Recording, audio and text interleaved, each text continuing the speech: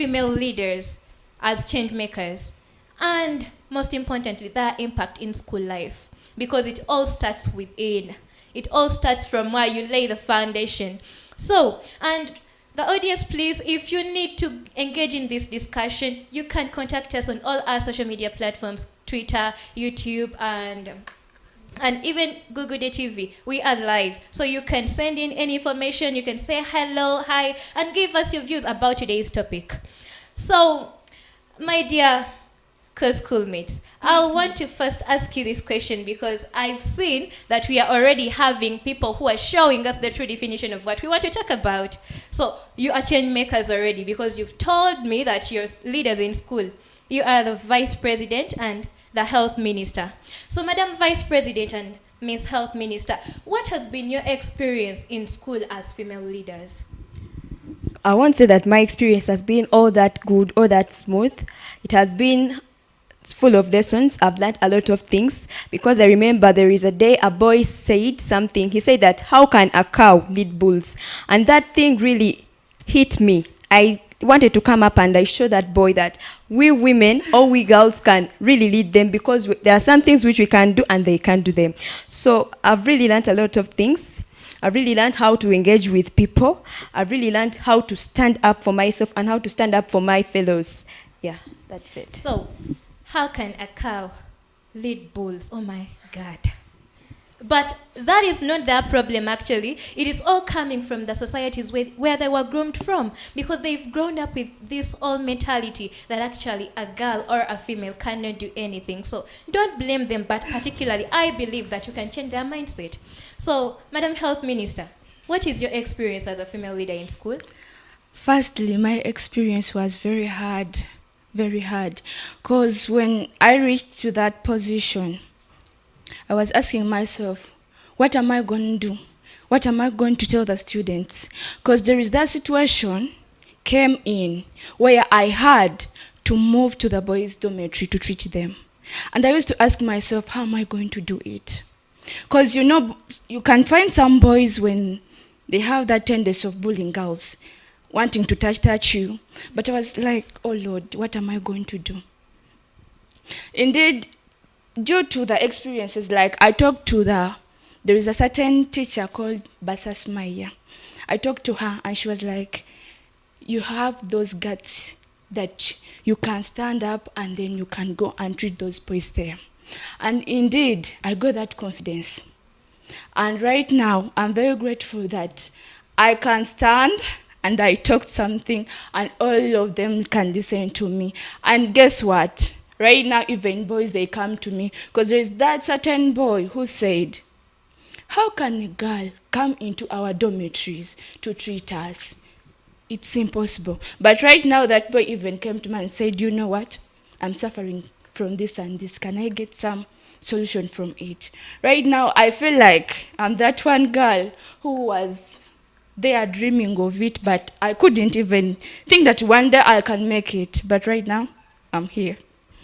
Okay, so the leaders here, the leaders before us are living testimonies showing us that indeed it is so hard for a student, most especially female leader, to stand up in the public and they're like causing an impact on them, but particularly and most importantly, they did it. They made it to the fullest. If at all they can confront the people that are always bullying them and that are always putting them at the base of the floor, like telling them that they can't do anything, really so much, and the female leaders have done a great impact in the school life. We see that it comes from our local communities, what we are being told, what we can do, what we can't do, and what other people take us to be. So formerly, people have been taking us to be very lazy people, people who cannot do anything, but trust me, a female leader is the most responsible citizen of the country. So our next question, why do you think that most students in school tend to confide more of the female leaders than the male, just in case they are having maybe emotional problems, they might be physical, but you find yourself having a student coming to you, a female leader? Why do you think it is like that? So what I know about that is that we girls, it's in our nature. We are like mothers. And we understand things better compared to the men. Because let's say a male student is facing something, and that boy approaches a male minister or a male prefect, of course they have that mentality that we can manage each and everything. How can just bullying make you like feel uncomfortable? You're a boy, you have to stand up for yourself. So we as the ladies, when those other students come to us, we have that motherly nature. We understand each and everything they pass through. Like we are empathetic. We put ourselves into their shoes and understand what they are really passing through. So I think that's the reason as why they come to us, because they believe we have the solutions and we shall provide with the solutions to them there and then. Not like the males who are going to just leave them like that. So that's what I think. Thank you so much. Yes, Health Minister. Firstly, I want to ask a certain question. How do you feel when a person comes to you when he or she wants to get some solution from you? How do you feel? And secondly, how can you get the guts of telling somebody whom you're like, okay, at times these boys, there is that saying they used to say that boys, they can do everything on their own. And times that word, I think it's very wrong, because they are also human beings where they need to be counseled. And I think that women, ladies have got that responsibility or the ability of listening to problems of different people. And whereby someone comes to you and says, you know what, Doreen, I'm having this and this. Because of that, a bit that we are having, where you can tell a person that you understand the situation, even though you have never passed through it, and even you find a way of solving it immediately. Indeed, I think it makes it's easy for most of the people to come to the females. Okay, so you tend to mean that female leaders are so empathetic. They are so understanding. They are so quick when it comes to giving solutions. They are so quick when it comes to comforting someone that is in trouble, someone that is feeling unsafe. Okay, thank you so much, because I've also seen this, because we see that most of the people that are giving counseling and guidance are coming from the females, and I was asking myself, why is it so? Why is it that people prioritize bringing out females to talk to others? Is it that they have a soothing voice? But answers have been given to me here, and thank you so much. And what impact do you think that female leaders have caused on fellow students in school? Because we see that there is some change that is going on time and time again. If someone was bullying the other today and then they got talked to by a certain leader, probably a female, they'll come in the next day when they are adapting to the change. So what impact do you think female leaders have caused on fellow students in school? Thank you for that question. The female leaders, we have really impacted something in school, because let me give an example. Back in the days, it was regarded as being unclean, like when a girl is in her menstruation periods. And whenever a boy saw that a girl has stained the skirt, they could just laugh. But with the female leaders, we came up and decided to educate the boys that it's normal for a girl to bleed. It's normal because it's part of their life. So once you see it, instead of laughing, find a solution.